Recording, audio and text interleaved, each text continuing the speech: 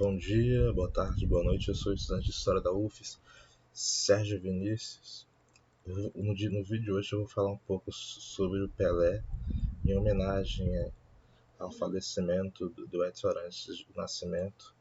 Em homenagem a ele, eu vou fazer esse vídeo falando um pouco sobre o início do Pelé e a trajetória dele dentro da seleção brasileira.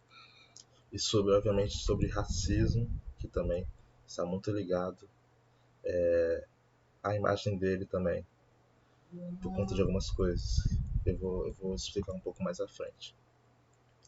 Inicialmente, eu posso afirmar que Pelé iniciou sua trajetória dentro da seleção brasileira em 1957. Em 57 foi a primeira vez que ele foi convocado. Ele jogou o Campeonato Sul-Americano, que atualmente seria a Copa América, que antes tinha o nome de Copa Sul-Americana, no caso. E o Brasil perdeu esse campeonato, perdeu a final para a Argentina por 3-0. Então o Brasil foi humilhado pela Argentina na final dessa Copa, 3-0. Então o torcedor brasileiro naquele período, que teria no ano seguinte, em 58, a Copa do Mundo na Suécia, o torcedor brasileiro estava muito desanimado com a seleção brasileira. Assim como atualmente a torcida está muito desanimada atualmente com a seleção, não é isso que acabamos de perder mais uma Copa do Mundo. Mas naquele período, de 57, o Brasil foi humilhado pela Argentina na Copa Sul-Americana, na final. Em Peru, foi em Peru, em Lima, a Copa Sul-Americana daquela edição, que o Brasil perdeu. E, por causa disso, por causa dessa humilhação, o torcedor brasileiro estava muito desanimado, muito incrédulo em relação à seleção no próximo ano, dentro da Copa do Mundo. E não estava muito confiante com a seleção brasileira nesse sentido. E aí, muito devido também a essa turbulência, ou melhor, também devido a essa turbulência, o racismo ele vai ser mais evidenciado dentro da convocação dos jogadores na Copa do Mundo 58, porque vai ser tentado construir uma forma de vencer essa Copa do Mundo, e para isso eles vão afirmar que um dos problemas do Brasil, que obviamente, falando um pouco sobre o passado, um dos problemas que o Brasil teve diante a essa humilhação contra a Argentina, e sobre as turbulências que vem antes disso também, um dos problemas é porque os jogadores eram mal educados. E não tinham um bom trajeito e de jeito para poder se comportar em sociedade e com as pessoas, um bom linguajar e etc. Essa era a afirmação que faziam. Mas, obviamente, essa afirmação está ligada ao fato de que o futebol nasceu dentro da Europa e veio para o Brasil através de estudantes brasileiros que iam estudar em escolas europeias, escolas elitistas da Europa, aprendiam sobre o esporte de futebol dentro dessas escolas. Esses indivíduos brasileiros voltavam para o Brasil e traziam o conhecimento do esporte. E de maneira que, inicialmente, o futebol brasileiro era um esporte da elite, apenas as elites do Brasil conseguiam ter acesso a esse esporte. De maneira que essa ideia de que existe uma modernização em torno do que é europeu diante ao que não é moderno, que é colonial ainda, estaria dentro das Américas. Então essa dualidade entre modernidade e colonialismo, que seria a ideia essencial do pensamento da modernidade do século XIX, que é quando o futebol surge no mundo e no Brasil também. essa ideia estaria tendo a sua essência em várias práticas minuciosas, inclusive na ideia do sujeito mal educado, ou seja, o negro, o preto é um sujeito mal educado, porque ele não age, porque eles não agem da mesma maneira que um europeu age diante da sua situação e o outro não age dessa maneira na sua situação.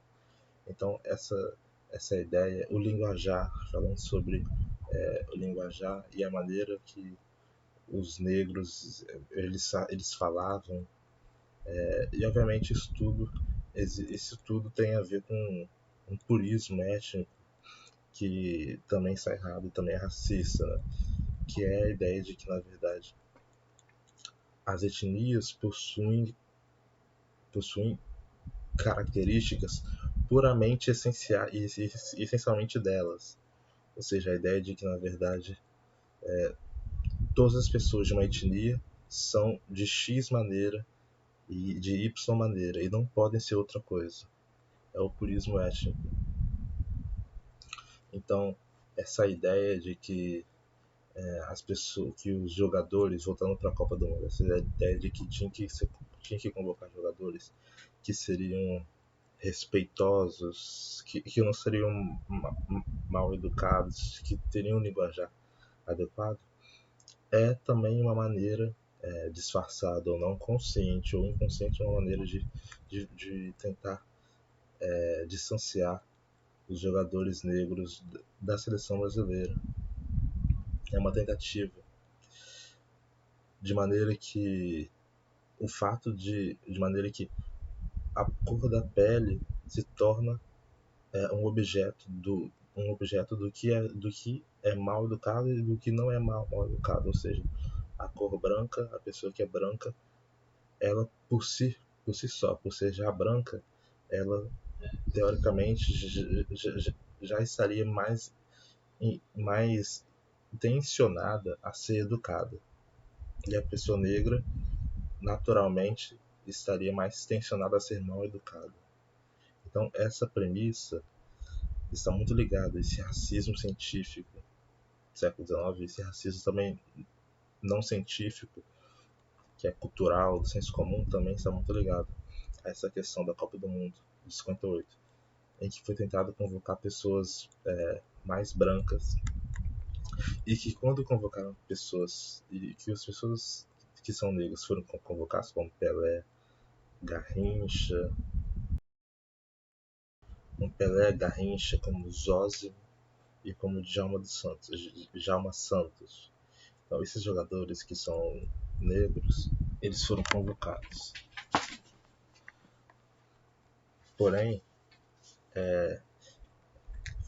muitos deles começaram na reserva e foram reservas de jogadores brancos, no caso.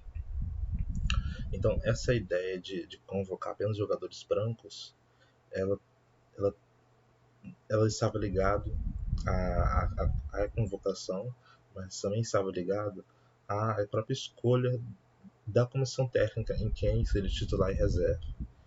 Então, tinham jogadores que eram negros, como o Zózimo, Djalma Santos, Pelé e Garrincha, que foram preteridos e foram colocados na reserva também por conta de serem negros o competidor pela titularidade eram brancos e foram escolhidos para serem titulares no início da Copa do Mundo de 58.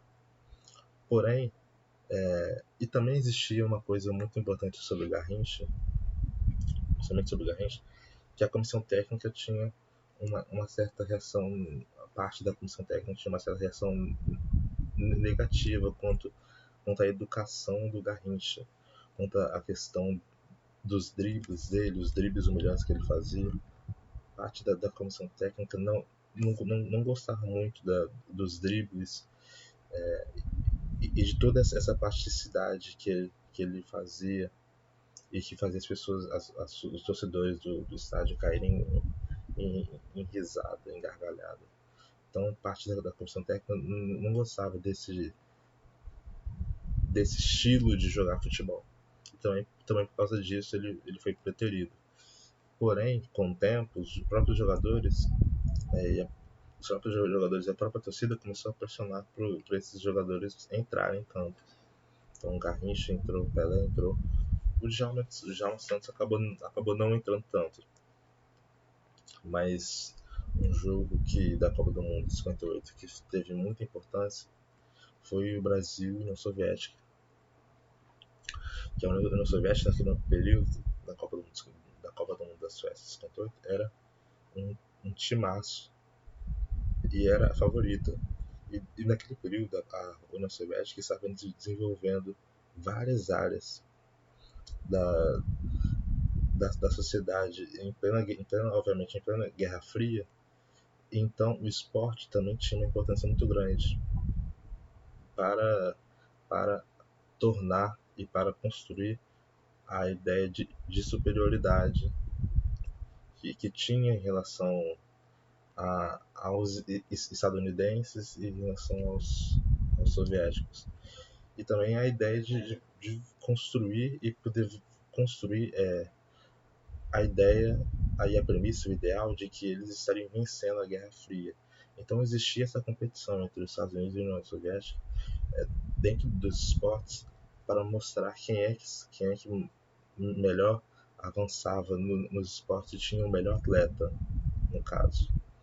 E nesse período a União Soviética estava incentivando muito o desenvolvimento do conhecimento em relação ao esporte dentro da União Soviética. O esporte estava sendo tratado como um verdadeiro laboratório científico, buscando estudar os jogadores e as maneiras que eles tinham para poder vencer os jogos. E isso dá muito o Garrincha, inclusive afirmando que o Garrincha ele tinha o defeito de que ele só driblava para a direita. E aí formaram planos para poder combater o drible do Garrincha.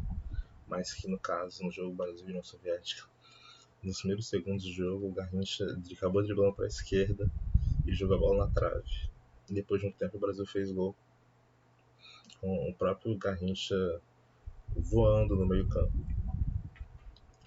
Então, o Brasil e União Soviética foi um jogo muito emblemático, porque os cronistas europeus do mundo todo, na verdade, passaram a reverenciar e elogiar muito a seleção brasileira, afirmando que a seleção brasileira vencendo a União Soviética era a vitória do futebol arte, né? Que é como é dito muito hoje também. Era a vitória da alegria do futebol raiz, do futebol que não é tão científico, do futebol que é muito mais espontâneo. Então existiu toda uma reverência, uma comemoração pela vitória da seleção brasileira contra a seleção soviética. De todo o planeta, a seleção brasileira estava sendo reverenciada por todo mundo diante desse jogo. Nesse sentido, Pelé e Garrincha estavam sendo vistos pelo mundo todo e sendo conhecidos, sendo reverenciados.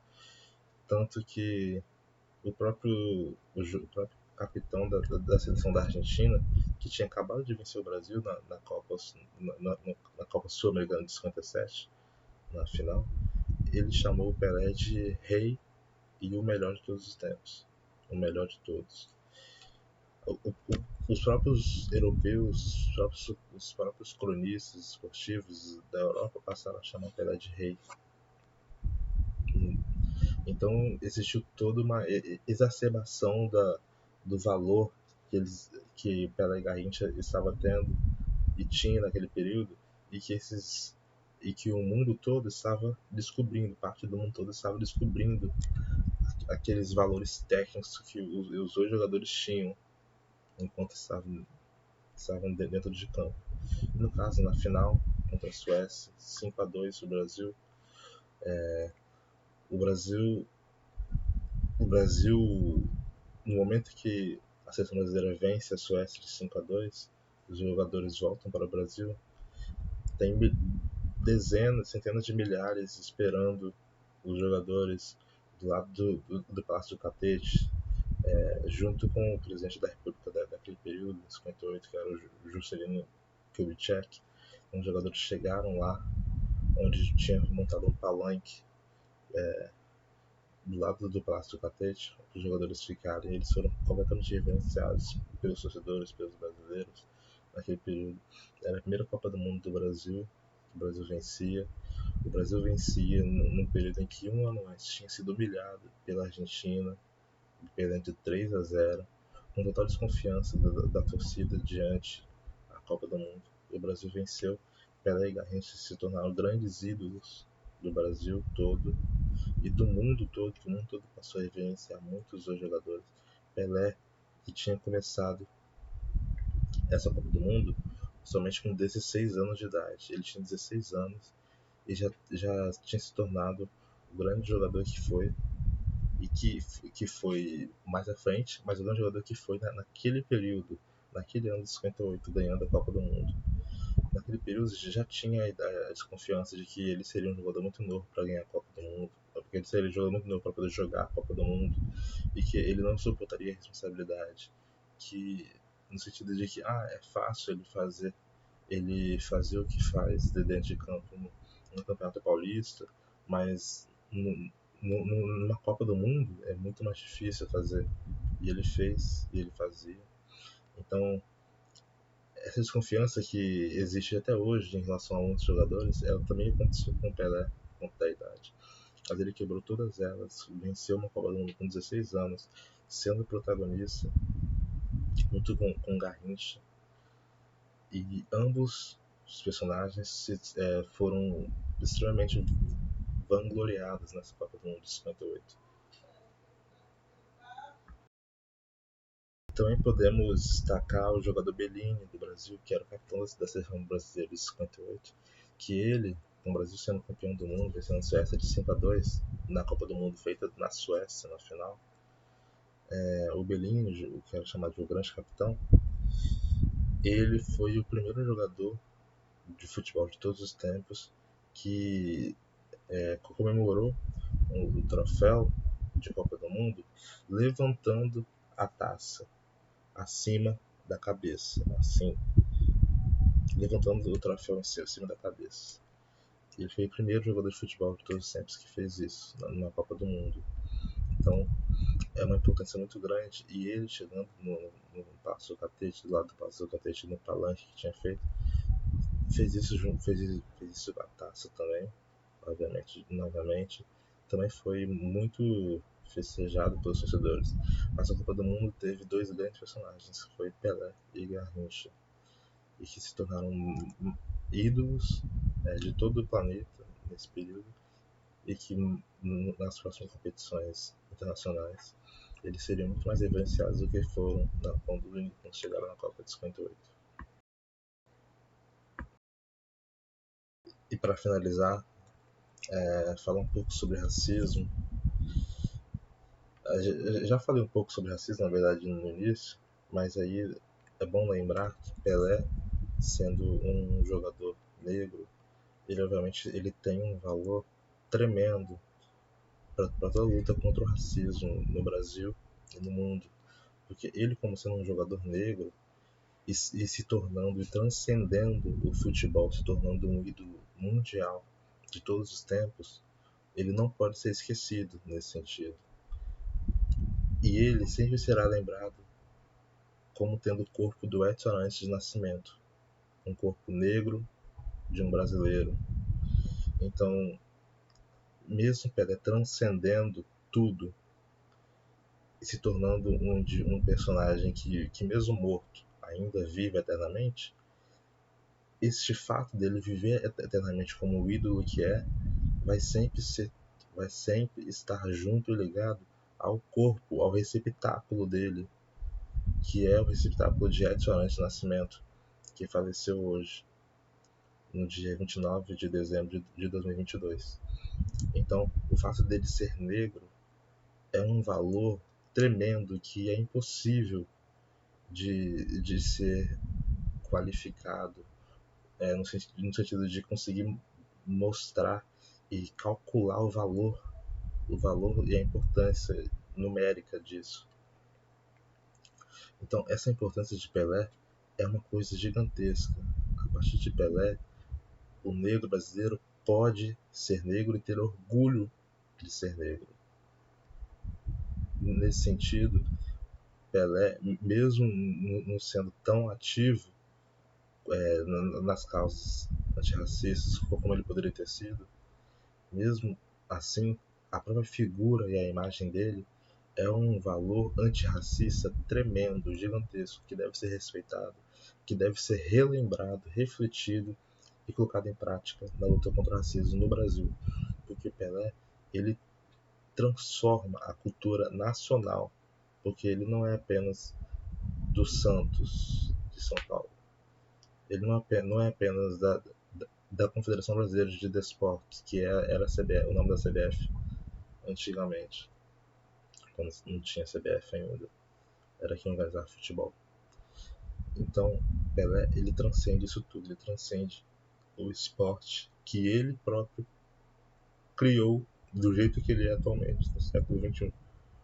Do jeito que ele é visto atualmente no século XXI. Ele transcendeu o esporte, se tornando um personagem icônico do planeta, junto com outros personagens como Isaac Newton e etc.